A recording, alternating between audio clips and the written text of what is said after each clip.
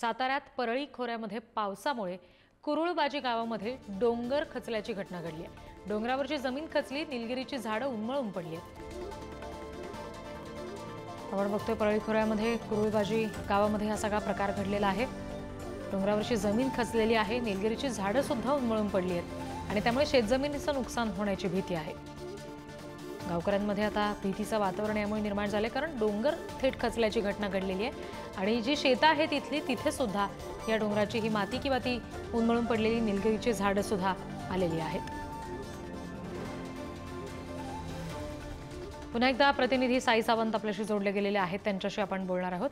साई, आताच्या क्षणाला स्थानिक प्रशासनाने या सगळ्याची दखल घेतलेली आहे का? कारण शेतात जर का अशी माती वाहून येत असेल तर डोंगराच्या पायथ्याशी गाव असेल, वस्ती असेल, तिथे सुद्धा डोंगर खचून हा सगळा मलबा येण्याची शक्यता नाकारता येत नाही। नक्कीच रिद्धी, आता सध्या वनपाल आहेत ते पोहोचलेले आहेत।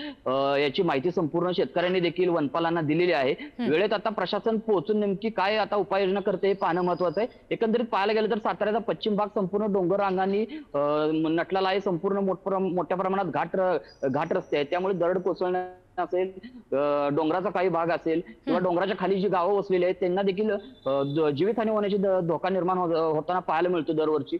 मात्र यंदा आता याच पहिल्या आठवड्यातच पावसाने झालेल्या डोंगर खचल्याने देखील शेतीचं मोठ्या प्रमाणात नुकसान होण्याची दाट भीती व्यक्त केलेली आहे। साई, हा सगळा प्रकार पहिल्यांदाच इथे घडलाय की यापूर्वी सुद्धा अशा पद्धतीने डोंगर खचण्याच्या घटना या गावकऱ्यांना माहिती आहेत?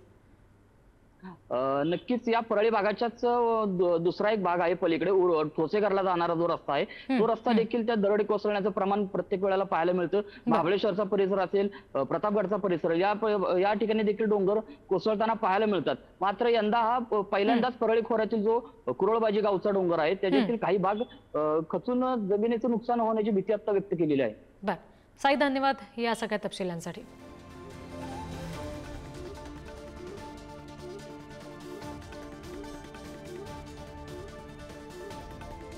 Thank you.